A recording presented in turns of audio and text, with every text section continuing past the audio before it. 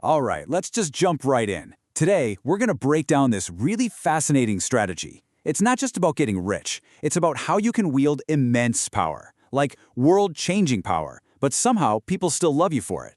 Think of it as the ultimate playbook for building a sci-fi future and having the whole world cheer you on while you do it. So that really gets to the core of it, right? It's the central question. If you're building something that could literally rewrite the rules of society, how do you not become the bad guy? How do you make sure you're seen as the hero in the story? Well, according to this whole framework, the answer is basically a three-part approach. Okay, so pillar number one is the foundation, and this is all about the work itself. Look, we're not talking about another fancy app or some luxury gadget. No, this whole strategy kicks off with a very, very specific type of invention.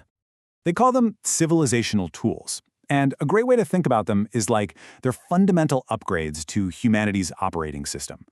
The whole point isn't to create luxury toys for a handful of people.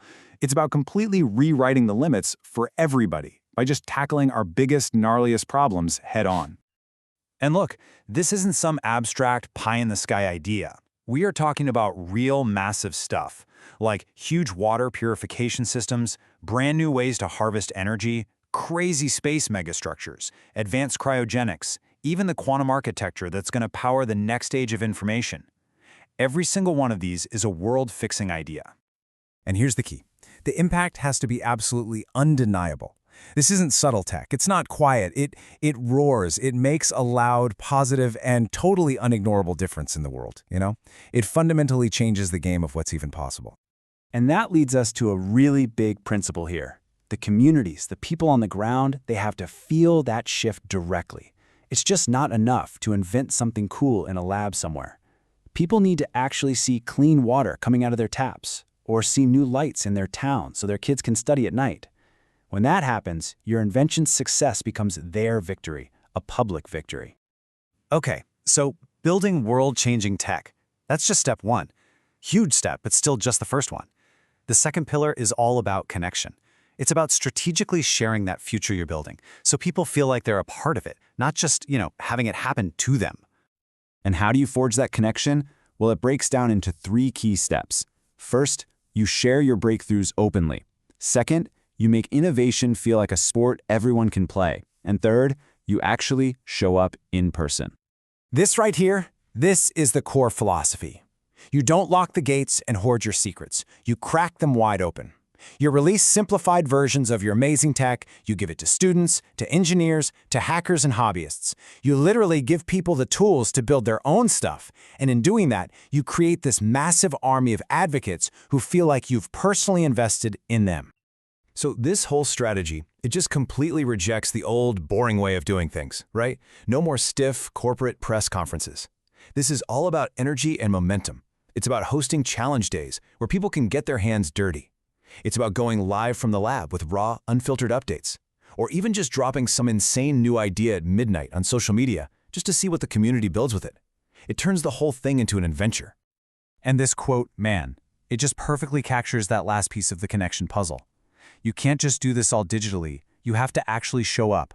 Go visit the cities your tech is changing, shake hands with people, listen to their stories, laugh with them. Doing that, it grounds all that immense power in real human relationships.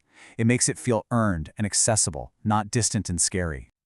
Okay, that brings us to our final pillar. And honestly, this might be the most important one of all. It's the human element. Because at the end of the day, amazing technology alone doesn't inspire real loyalty. A storyteller's heart, that's what does. This is really the emotional core of this entire strategy. Think about it. People don't fall in love with machines. They fall in love with journeys. The public needs a story they can connect with. They have to understand the why behind the what. They need to see the passion, the struggle, that curiosity that's driving the whole thing. So what does that actually mean? It means you have to change how you talk. Ditch all the corporate boardroom jargon. Speak with imagination.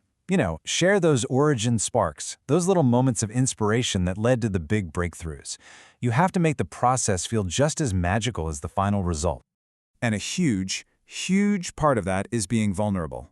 Instead of building this fortress of perfection around yourself, you stay visible. You talk about the failures. You talk about the rewrites and the pivots. You admit that the climb wasn't some clean, perfect line.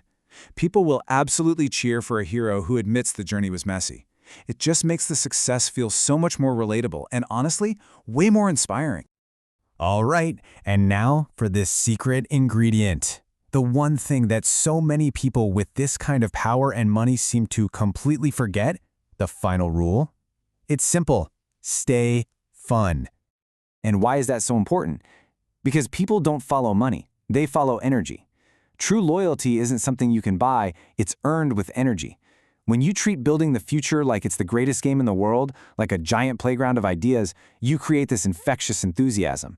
And that inspires people way more than any bank account ever could. So that leaves us with one last big question to chew on. When you put it all together, you've got world-changing tech combined with this masterful strategy that makes people genuinely adore you. What have you actually created? Is this a real blueprint for a better, more innovative world? Or is it just the most effective playbook for gaining and holding on to power that we've ever seen? I guess the answer really depends on who's holding the controller, doesn't it?